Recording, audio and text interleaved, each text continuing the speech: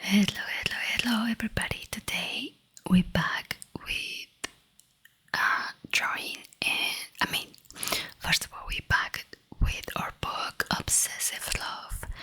And remember, I told you that I wanted to finish this painting or this drawing, I would say, and I decided to do the same thing that I did last time, which just gave you some visuals because my videos can be very boring, I think. So if you like visuals, here you are. I hope this helps. Also, if you just wanna listen, that's okay too. Like, this is just for the people that like to see there's something right on the video.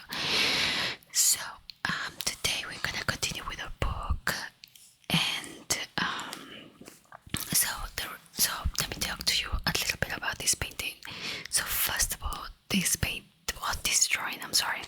So this drawing, I wasn't sure that I wanted it to like basically finish it because I'm not happy with it. There is something that doesn't make me feel happy, but now I feel positive. So I was going to paint over it like with black paint and just create something like a body, like in a dark shadow. And this morning I saw it and I was like, you know what? I'm not going to destroy it. I'm just gonna keep it. And even though it's not my favorite ones, there is a lot of paintings in this room that are not my favorite ones, but I just keep them because why not? And that's how it is, like, right? Like sometimes life is good and sometimes it's not what you want. So I decided to keep it, and here it is. So moving forward, like with the book. So basically, we on chapter 12, which says exercising old ghosts. So it talks about rejection opens a Pandora box inside every obsessive lover, unleashing all of your worst anxieties about being unloved or and unlovable. The toxic twins of low self-worth. Rejection makes you feel horrible, fluid, not pretty enough, not smart enough, not sexy enough, not witty enough, not talented enough, not enough of anything. As we see in the power of these negative feelings about your self-esteem, for the most part, from the pain of having felt rejected as a child. This is what drives your connection compulsion. When you get rejected as an adult, your deepest childhood fears and anxieties and are reactivated. So you must deal with two rejections at once, present and past. The pain of rejection comes not only from how a lover feels about you, but also how you feel about yourself. This is the emotional one-two punch that makes reflection seem so unbearable. So the difficult, courageous work you've done so far has gone a long way. She's talking about the emotional vacation. Hold on a second, let me just drink some water very quick because I'm so thirsty.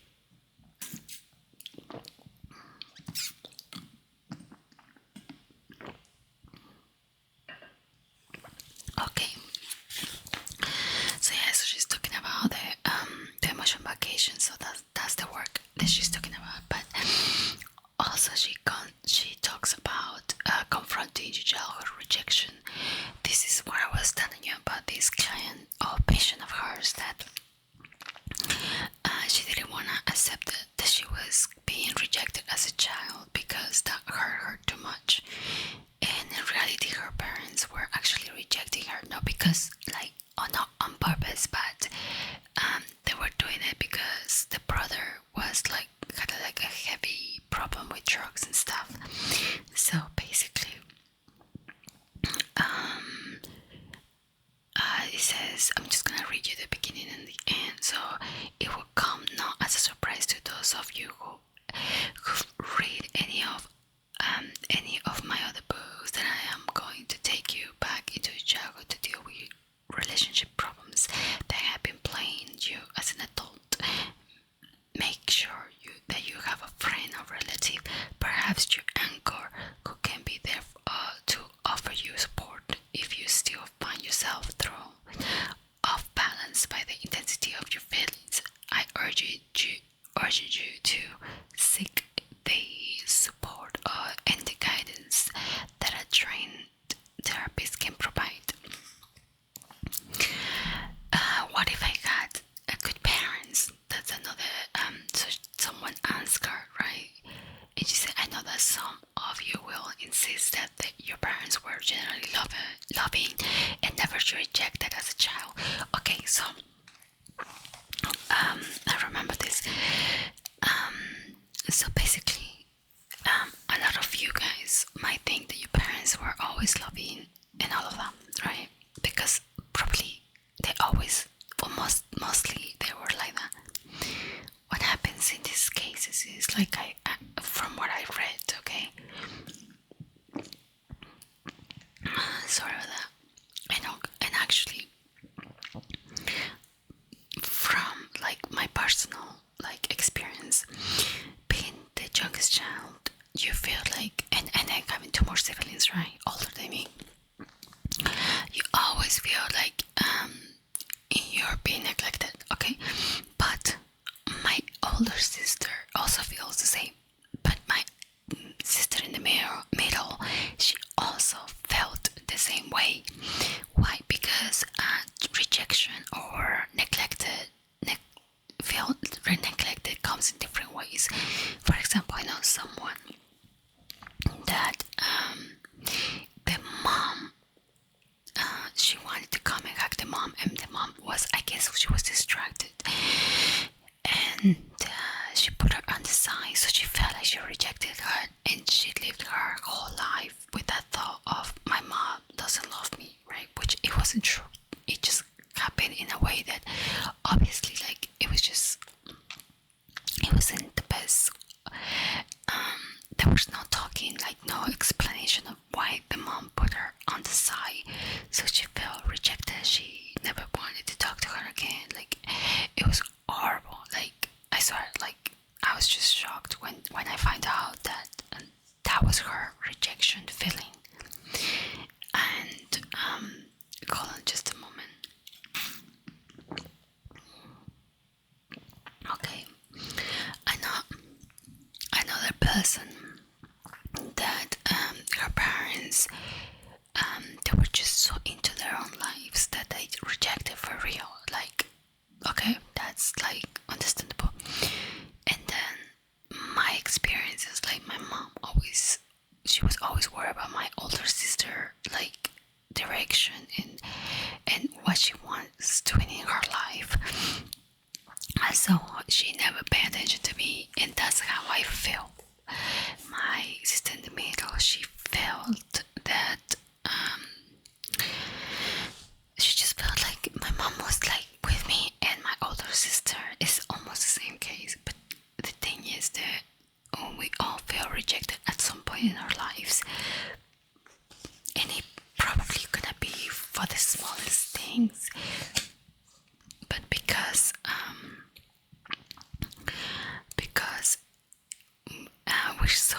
we're little or we're young, when we're children, we don't put two and two together. We don't realize things, and we can understand things, right? So that's what happens. Dr. Susan starts talking about her clients or her patients, and starts explaining about the situation about neglect and obviously rejection. So one of the things that she what's it called? One of the things that she recommends is to create a letter, make a letter for your parents, and tell them what to do, how they make you feel. Okay, like for example, telling them like, dear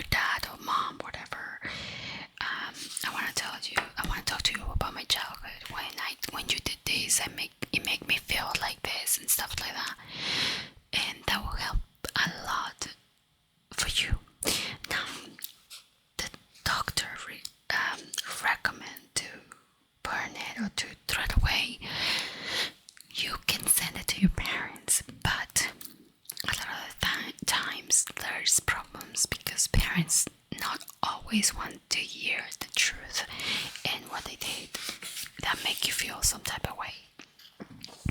They always want to think that they did the best, and that's it. No more questions, right? So she recommends you to actually just write it down and just throw it away.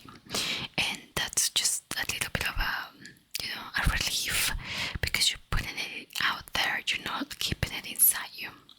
Also, you can read it to a person that you know, like a friend or someone, or to your therapist. That helps a lot. Okay, one of the things that she recommends, that the doctor recommends, Dr. Susan, is like every time you talk to someone about how they make you feel, you should never blame. She recommends us to use like a few power phrases, basically.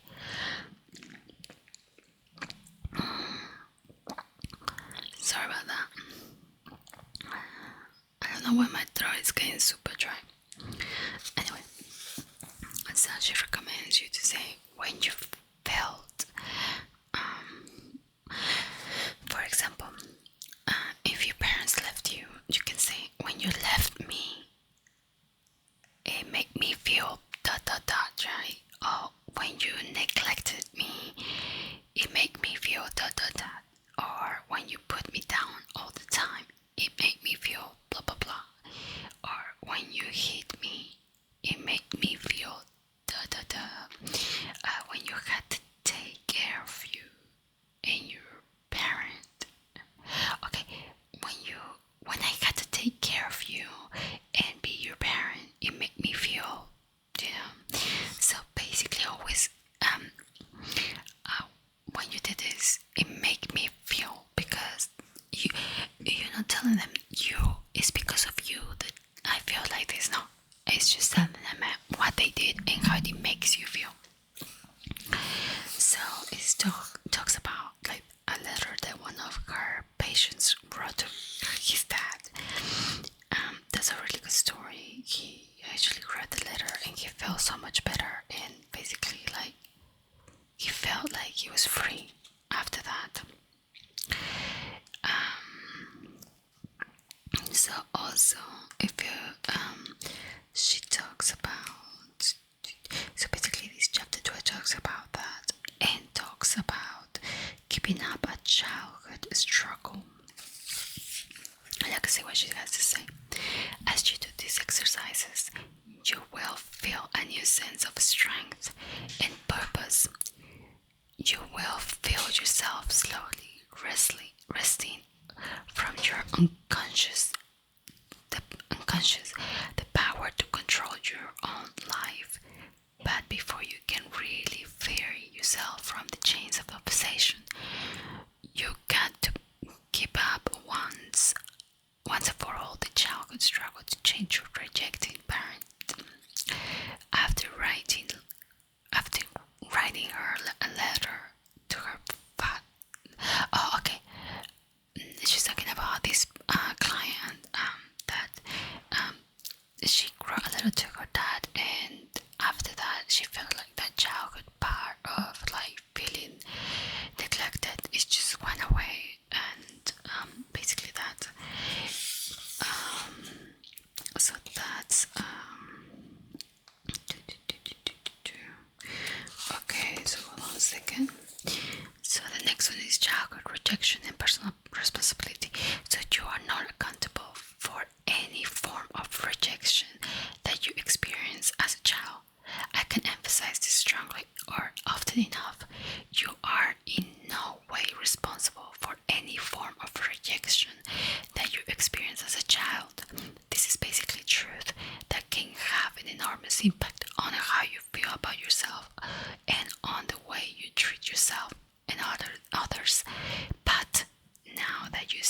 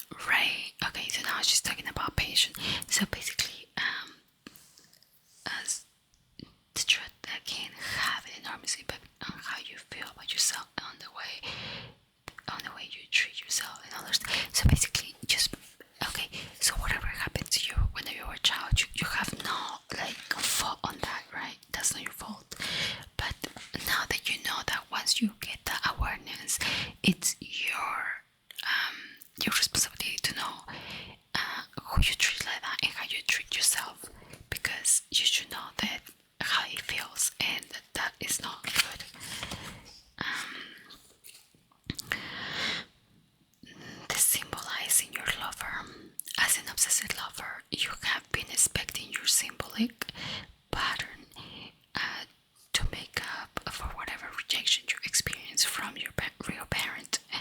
This only serves to keep your childhood struggle alive. You cannot bring that struggle to a resolution until you symbolize your lover. Okay, this is very important.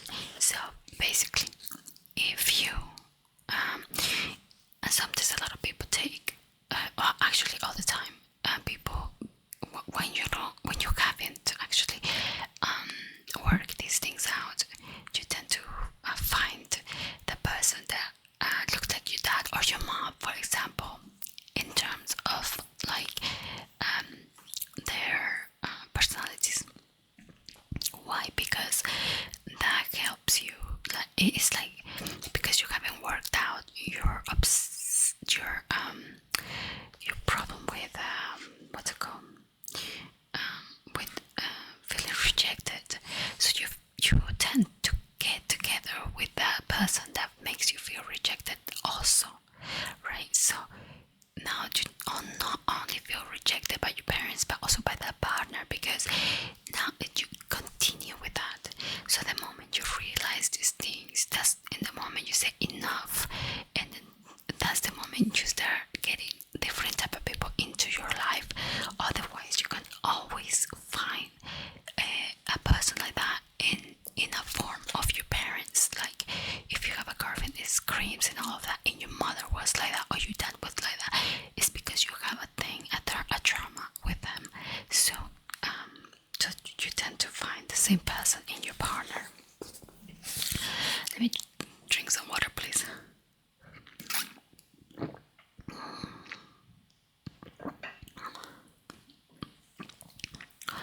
Alright, so no lover can heal the wounds of a childhood rejection, and that is true.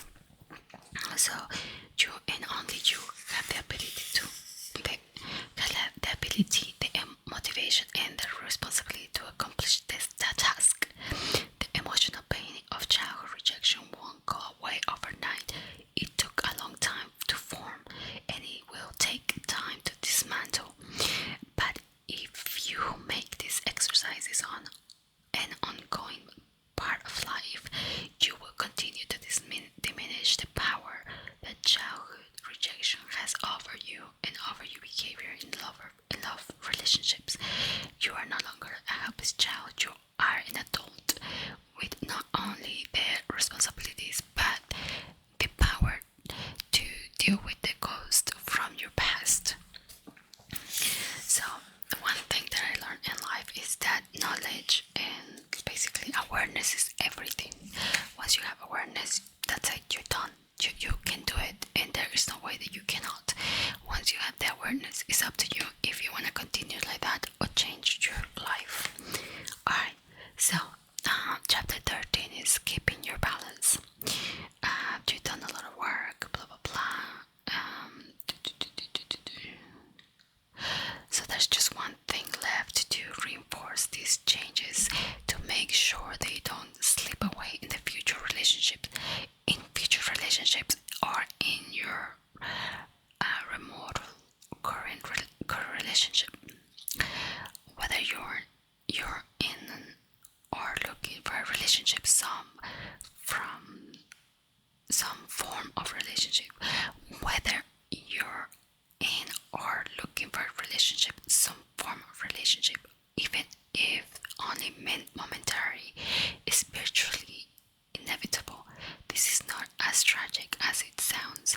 It is simply the way things are in normal human interactions. So all triggers new perception.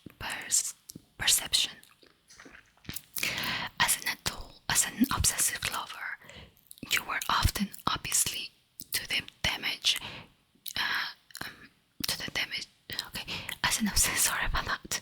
As an obsessive lover, you were often oblivious to the damage your behavior was doing to your relationship. You may have seen yourself as the innocent victim of a heartless lover. Now, as an ex-obsessive lover, you might be so sensitive to your former blind spot and so determined to avoid repeating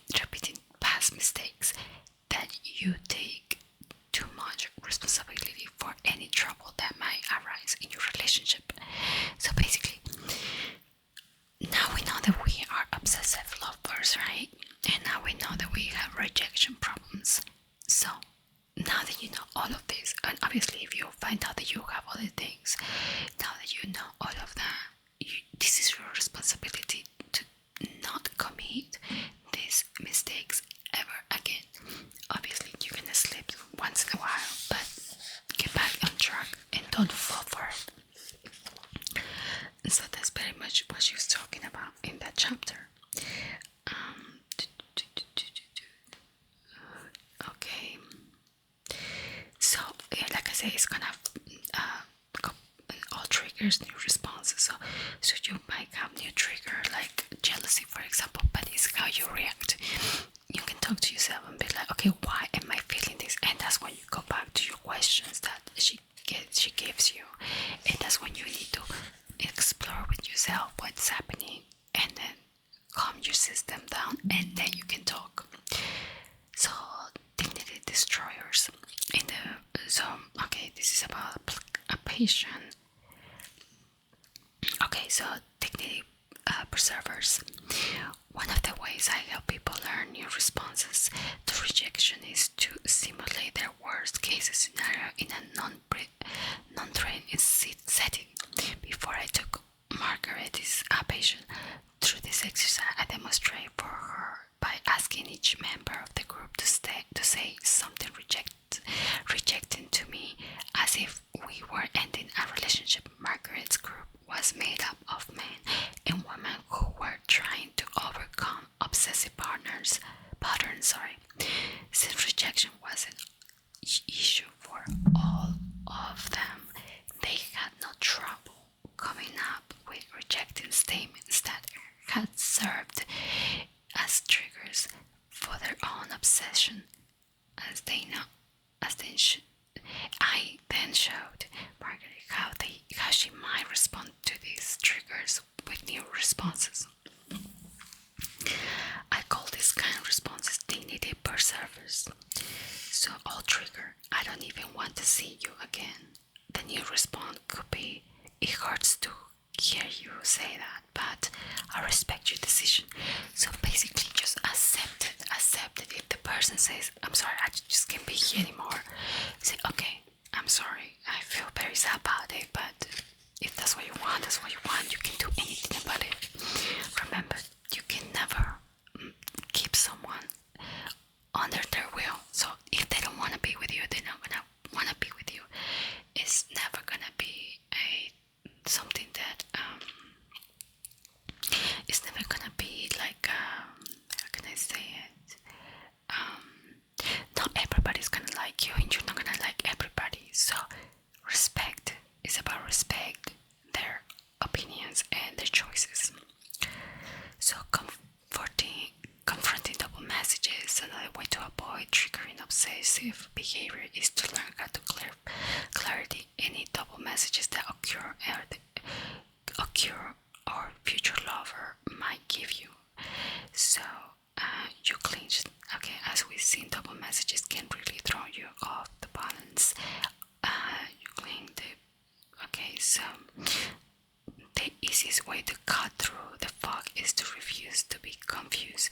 If you find that your lover is saying one thing and doing another, don't try to guess what's going on. Ask. So basically, if your partner is like, it's like, for example, okay, I need some time, and then he keeps calling you every day or something, that I'm like, be like, okay, you calling me and you wanna see me? Not, don't think that it's like, don't get confused. So if your lover said like, okay, I don't want to see you again, but it only calls you to have sex with you, you need to ask like, okay, what's going on? The next one is there love after obsession? Even though if you have done the work in this book, you are almost certain that feeling better. You are almost certain feeling better about yourself. You go one second. Okay, you might still feel a bit rocky about entering new relationships. After all, your obsession was such a dominant part of you for so long that it's hard to imagine a love relationship without it. You may have a lot of the tools you need to be in a relationship. I'm sorry. You may have a lot of tools you need to be in relationships in a healthier and more satisfying way. However, that doesn't necessarily mean that you're ready to use those tools before you can feel comfortable and safe with a new partner. You've got to learn to feel comfortable and safe with yourself, learning to trust yourself. So, um, so basically, it's seeing the red lights and or the red flags. Like if you feel something's off, and you're reading the book, you can go back to the questions and see where am I in the relationship, or if you just feel weird in the relationship, go ahead and ask. Nothing is gonna be. I mean, you're not gonna lose anything by asking that person, like, hey, what's happening? Like, ask, like, where are we in the relationship? It's always helpful to do that. And the last one is trading turmoil for real intimacy. But how did you know a good relationship when it comes your way? How did you know when it's the real thing? The answer is you can't. At first, if you go into a new relationship knowing that it's the real thing, you're loading up that relationship with the same kinds of fantasies and magical expectations that have sabotaged you in the past, and that is very true. New relationships are by nature filled with unknown until you allow a relationship enough time to develop, into you and your lover have grown with each other long enough to see that you're growing in the same direction, until you had the opportunity to explore your lover's deeper fears and dreams and to reveal your own. You cannot know if your love is the real thing. So mutual exploration. Okay, let me tell you. Once you let go of these obstacles to a healthy relationship, but you'll free yourself to discover the deep joy and genuine intimacy, the only basis for a love that is truly satisfying. I'm gonna give you a little bit of my own experience, and I think that honesty is the most important thing in a relationship. The honesty, like saying, okay, this is what I like, this is what I want. That person's the same, and that thing should be in the beginning. I swear, like when I met my husband, I was so honest with him, and I told him everything I wanted in my life and how I wanted it. And he was shocked because he never met anybody that was so straight up. But I was tired, and I said no more. Like, next time I know somebody, met somebody, I'm gonna be honest, and I'm gonna be straight up, because I don't want in a couple of years that person say, well, I wanted kids, but you don't want to have kids. Now I'm not wasting anybody's time. Like, if they don't like me because I don't want kids, now they can go and find someone that wants kids, and that's totally fine, because that means that we weren't it's not for us to be together. So I'm gonna find someone that doesn't want kids, like my husband. Now the things change for both of us. We don't mind, but we don't want to either. So if you have someone that is like that wants kids and you don't want kids, I think the relationship should end, because you need to find that person that wants the same thing that you want and explore with that person. So I would say, like, always that to be honest with the person that you are with. Honesty is everything. And guess what? We finished the book. Finally. Thank God we did. We did it, guys. No more. So, since we're done with the book, next video is gonna be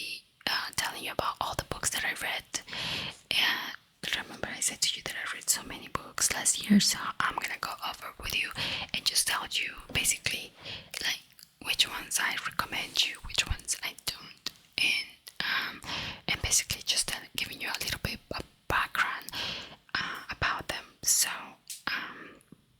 you can choose which one you want to read, or if you don't want to read them. After that, we will start a book together, and I will keep doing this. I will keep giving you a little bit of a visual of me like drawing and doing what I really loved, which is this. I love drawing, I love art, so this is gonna be me like just giving you a little bit of my personal space, and at the same time just talking to you about the book that we're reading. And I'll probably read it. I think I'm gonna read it on my own, and I'll give you the feedback on the video, me drawing. So on the comments, I would like you to tell me, how do you like this? Yeah, like, how do you like this new video idea that I had? And you like it, you don't like it? What do you think about Obsessive Love? Do you feel like it's a good one? And here is the end of my painting. I finally finished it. I'm here signing it, and it's done. I swear, like I said, this is it, no more. I'm not moving anything, I'm not changing anything, so here it is. Thank you guys. If you guys got all the way to this point of the video, I really appreciate it. Comment, tell me what you think about it, about all of